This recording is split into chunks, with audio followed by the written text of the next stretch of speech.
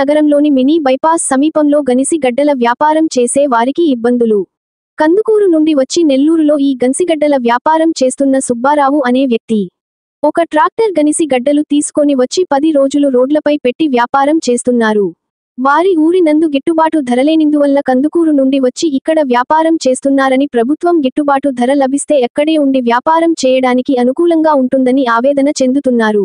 50 రూపాయల నుండి అమ్మకాలను రోడ్లపై చేస్తున్నారు. రోడ్లపై పెట్టి అమ్మడం వల్ల కొన్ని ఇబ్బందులు ఎదురవుతున్నాయని, ఇకనైనా సంబంధిత అధికారులు రోడ్డుపై చేసే వారి వ్యాపారాన్ని ఆదుకోవాలని ప్రభుత్వానికి విజ్ఞప్తి చేస్తున్నారు.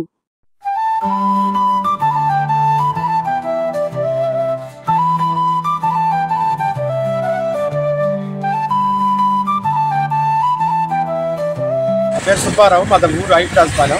ఆడ గెలిచిగడ్డలకి పంట వేసుకుంటే గిట్టుబాటు ధర లేక మేము నుంచి నెల్లూరు తెచ్చుకొని పక్కన పెట్టుకొని అమ్ముకుంటున్నాము. పట్టుకుంటూ వస్తాం. 10 రోజులు పెడుతుంది. అన్నం గిన్నం అన్నీ వండుకునేది, ఏడా తింటునేది, ఏడా అమ్ముకుంటా ఉన్నాం పని మీద. అంటే కేజీ ఎంత లెక్క నమ్ముతున్నా ఇప్పుడు మీరు? 50 రూపాయలు కేజీ. 50 రూపాయలు. అంటే మీరు ఎక్కడ ఎన్ని కిలోమీటర్స్ నుంచి నెల్లూరుకు వచ్చారు? మేము ఐప్రాజపాలెం కందుకూరు నుంచి 35 కిలోమీటర్లు మా ఊరు.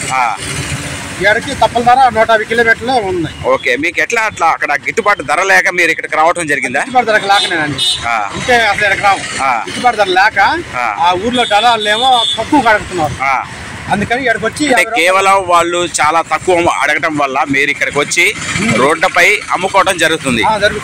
మీరు ఎట్లా ఇది ఆ థాట్ అనేది మీ ఓన్ గా వచ్చిందా? ఎట్లా అంటే వాళ్ళ కాడ నుంచి చేస్తాను అప్పటి నుంచి వాళ్ళకి కూడా గిట్టుబాటు ధర ఏం లేదు. అప్పటి నుంచి కూడా అట్లాగే ఉంది. అట్లే ఉంది. మీ మీద ఎవరు ఏ అధికారి కూడా ఏమి పనిచేయడం లేదు. ఓకే, కూడా ఈ మమ్మల్ని చూసి కూడా ఈ రకంగా మా గుడ్లు మాసి 10 రోజులు మేము ఉంటాం. అలా ఈ 10 రోజులు మీరు భోజనం కానీ అన్ని ఎట్లా చేస్తారా?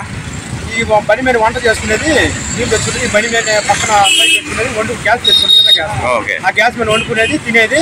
పొద్దుకి టిఫిన్ చేస్తాము, మధ్యాహ్నం సాయంత్రానికి అన్నం వండుకుంటాం.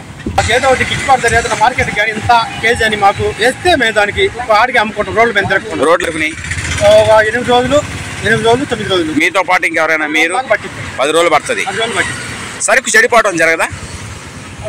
రోజులు గడిచే కొంది పాడవుతాం. ఓకే, 8 రోజుల దాకా ఇబ్బంది లేదు. తర్వాత ఇప్పుడు ఎట్లా మీకు ఇట్లా అమ్ముతున్నారు? వాళ్ళ సేల్స్ బాగుందా? పర్లేదా? అదేనండి, అందరూ సేల్స్ తగ్గుతుంది.